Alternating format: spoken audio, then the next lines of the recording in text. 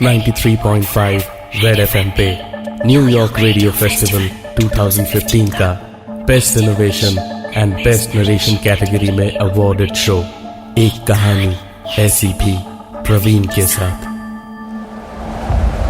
आज शाम से ही हवा बहुत तेज थी। मुंबई में ठंड तो बस नाम भर की ही होती है, लेकिन आज हल्की सी ठंड सी महसूस हो रही थी हवा में। वापस घर आते आते अक्षत को काफी देर हो गई थी, लेकिन दूर से ही दिख रहा था कि उसकी 18 माले की बिल्डिंग के काफी फ्लैट्स में बत्तियां जल रही थी।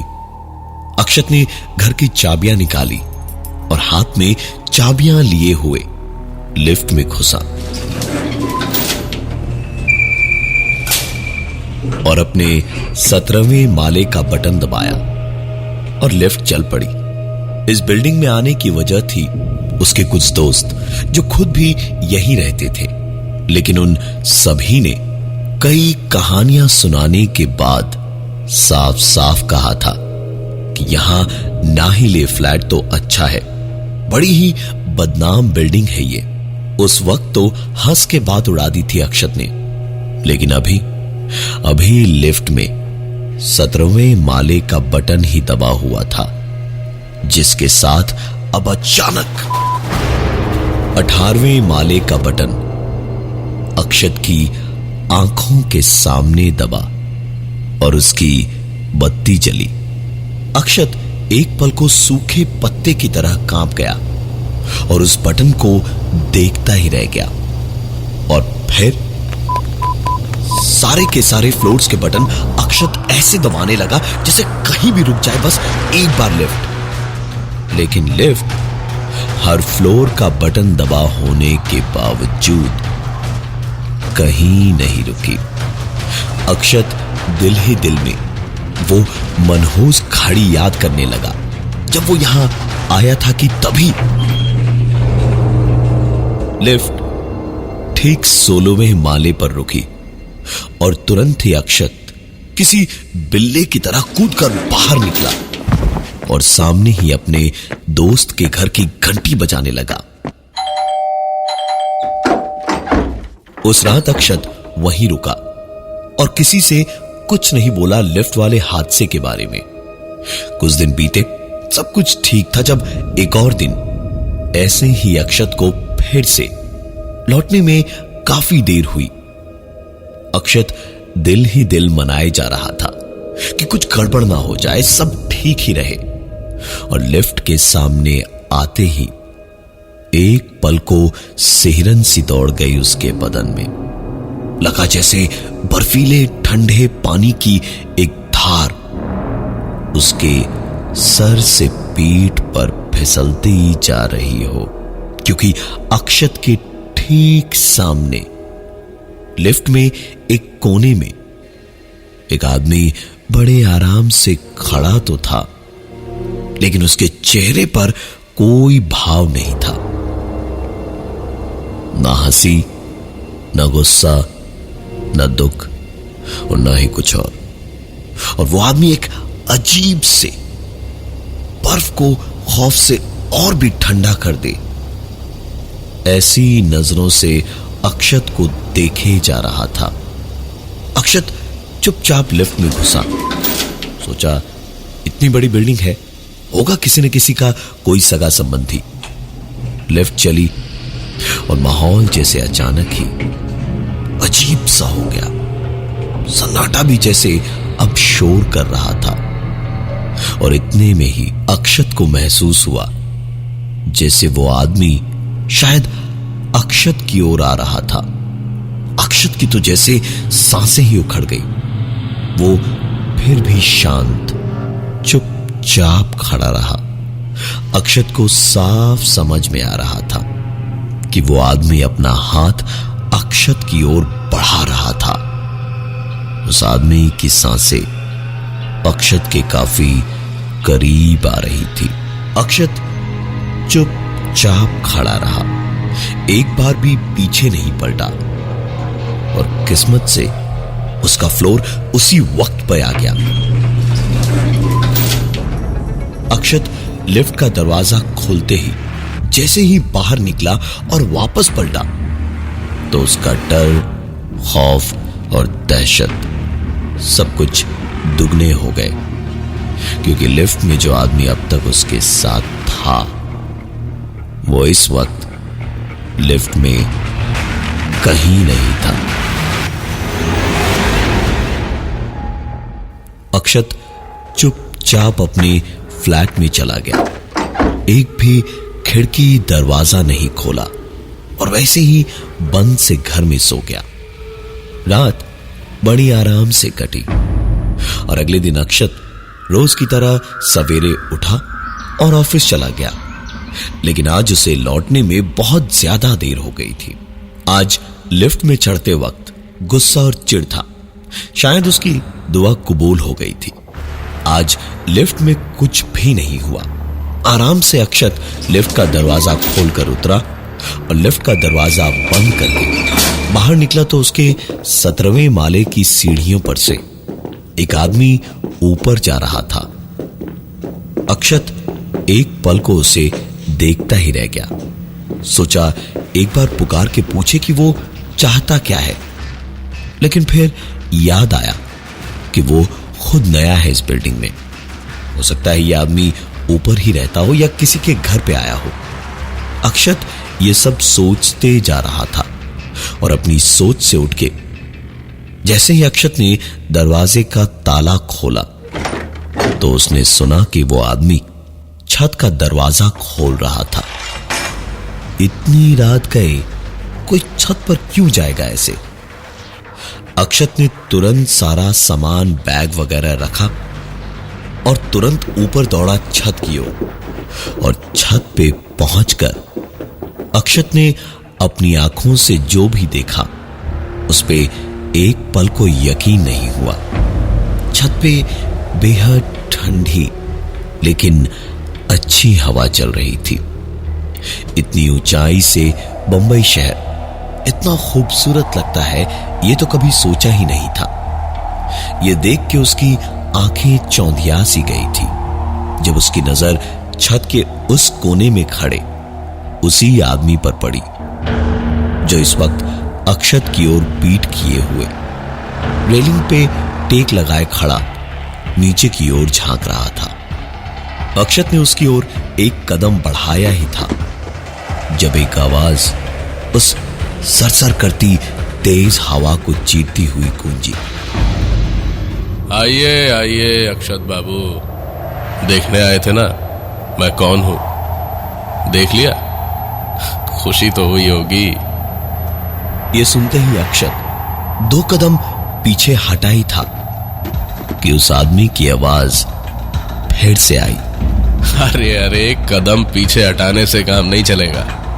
आइए, दोस्ती का हाथ बढ़ा रहा हूं, थाम लीजिए, नुकसान नहीं होगा। अक्षत की तो जबान ऐसी लड़खड़ाई जैसे पता नहीं कितने नशे में हो वो हकलाते हुए बोला, कौन है आप? हा? वो आदमी हल्के से हंसा और फिर कहा, मैं वही हूं जिसकी वजह से इस बिल्डिंग के कई किस्से कहानियां बहुत मशहूर हैं। सुने तो बहुतों ने, देखा बस आप जैसे कुछ चंद किस्मत वालों ने है। अक्षत ने अब चिढ़ते हुए कहा, अरे पर आप हैं कौन?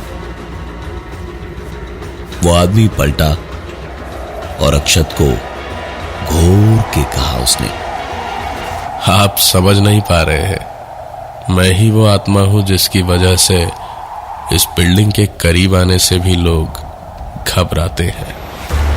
अक्षत ने ये बात सुनी तो वो बुरी तरह से हंसने लगा। हंसते हंसते पेट में उसके बल पड़ गए। पेट पकड़कर आंखें बंद किए हुए हंसते हंसते ही जब अक्षत ने आंखें वापस खोली तो वो आदमी अब वहां नहीं था। अक्षत देखता ही रह गया और वही आवाज एक बार फिर गूंज कर बोली, मुझ पर ऐसे हंसना नहीं चाहिए था अक्षत बाबू। अक्षत ये सुनते ही छत से बाहर भागा और बाहर आते ही छत का भारी भरकम दरवाजा बंद करके सीढ़ियों की ओर पलटा ही था जब अक्षत के सामने थोड़ी ही दूरी पर लिफ्ट आकर रुकी। लाइट बहुत ज्यादा थी नहीं तो ठीक से दिखाई नहीं दे रहा था। अक्षत ने एक कदम आगे बढ़ाया तो लिफ्ट का दरवाजा भी जरा सा खुला। अक्षत ने एक कदम और बढ़ाया तो दरवाजा थोड़ा और खुला। अक्षत अब जानता था कि रुकना बेवकूफी होगी। वो जल्दी जल्दी कदम बढ़ाता हुआ लगभग दौड़ते हुए सीढ़ियों से नीचे उतरा और उसके पीछे से एक जोरदार आवाज के साथ लिफ्ट का दरवाजा पूरा का पूरा खुल गया।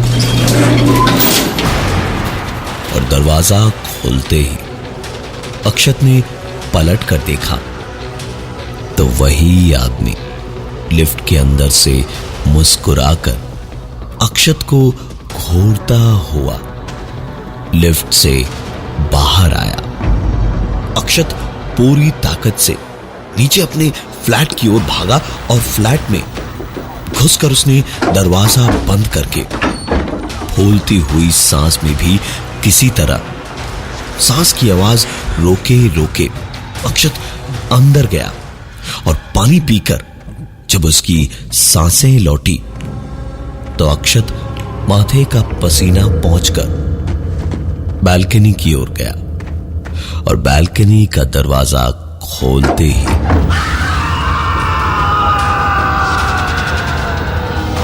वही आदमी अक्षत की घर की बालकनी से चीखते हुए दौड़ा और दौड़ते दौड़ते बालकनी से होता हुआ सीधे मेन दरवाजे से घर के बाहर निकल गया।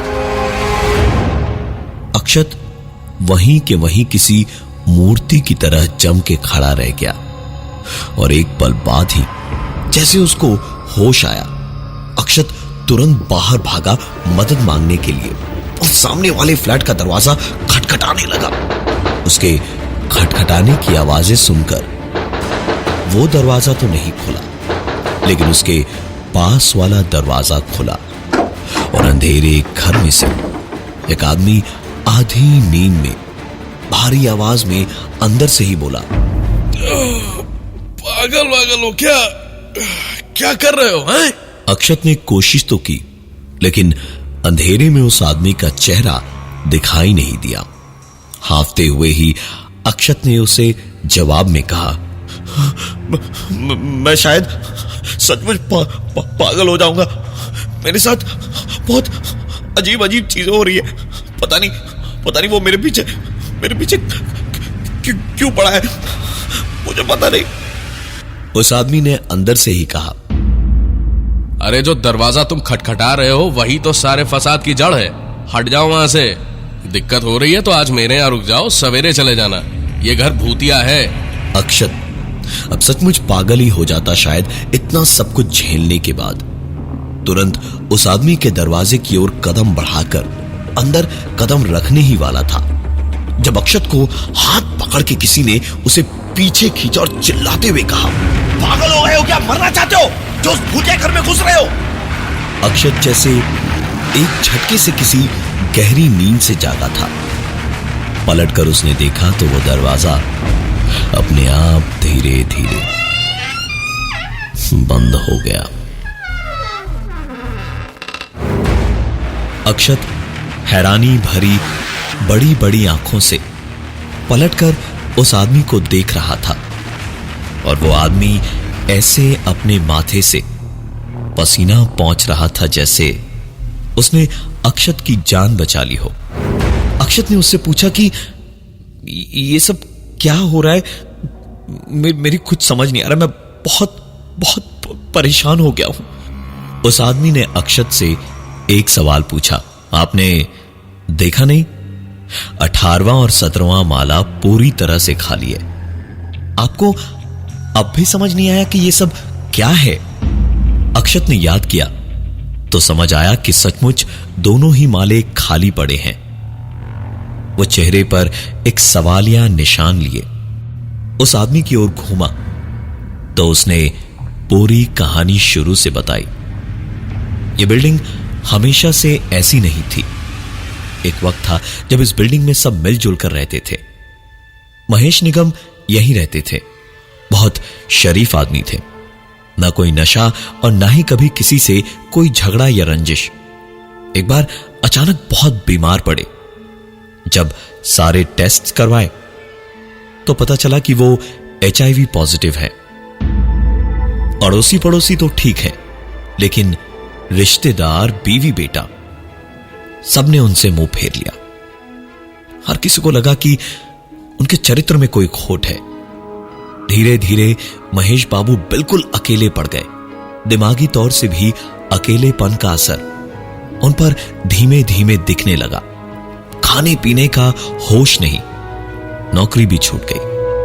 बेटा, बहू, बीवी सब अलग फ्लैट में रहने लगे और कभी भी बाहर निकलते तो वो लोगों की नजरें, उनके ताने, उनकी बातें शुरू शुरू में तो सबको कहते कि उन्होंने कुछ भी गलत नहीं किया है। कुछ सालों पहले जब खून चढ़ाया गया था तो उसी में कुछ गड़बड़ थी, जिस वजह से यह सब कुछ हुआ है उनके साथ। लेकिन लोगों को क्या, जागरूकता अगर इतनी होती तो आज बेटियों के कपड़ों पे नहीं बल्कि बेटों के चाल चलन पर सवाल उठते। महेश बाबू को एक दिन सवेरे का खाना देने उनकी बीवी अंदर गई तो देखा उन्होंने अपनी कलाई काट ली थी। उनको मरे हुए कई घंटे बीत चुके थे। 2 महीने के बाद उनकी बीवी भी चल बसी और फिर धीरे धीरे कई लोगों को वो दिखाई दिए। कईयों ने डर के मारे अपने घर बेच दिए, छोड़ दिए और ऊपर के ये 2 माले हमेशा हमेशा के लिए खाली हो गए। कोई नहीं रह पाता यहां। आप भी नहीं रह पाएंगे। चलिए मैं आपको नीचे तक छोड़ देता हूं। आप अपना सामान 1-2 दिन में दिन के वक्त आकर निकलवा लीजिएगा। अक्षत तो जैसे सन सा रह गया। वो अंदर गया और जरूरी 1-2 दिन का सामान पैक करके निकल पड़ा उस आदमी के साथ। अक्षत बार बार कहता रहा कि तकल्लुफ की कोई जरूरत नहीं है, लेकिन वो आदमी अक्षत को ऑटो में बिठा करके ही माना। जाने से पहले अक्षत ने पूछा, पर आपको इतना सब कुछ कैसे पता, और अगर जब इतना कुछ है तो आप उस माले पर कैसे रह लेते हैं? सवाल सुनकर वो आदमी मुस्कुराया और उसने मुस्कुराते हुए कहा, मेरा नाम मनीष निगम है। मैं हूं उस अभागे बाप का बदकिस्मत बेटा हूं जो अपने बाप को भी नहीं समझ पाया।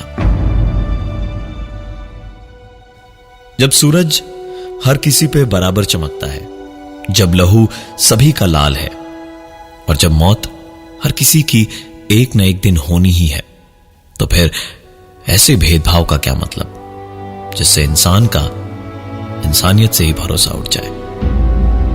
आज की तारीख में भी उस अपार्टमेंट के 3 माले 16वें, 17वें और 18वें माले बंद पड़े हैं। घर सिर्फ एक ही खुला है, तो वो मनीष निगम का है। मैं हूं प्रवीण और ये थी आज की एक कहानी ऐसी भी।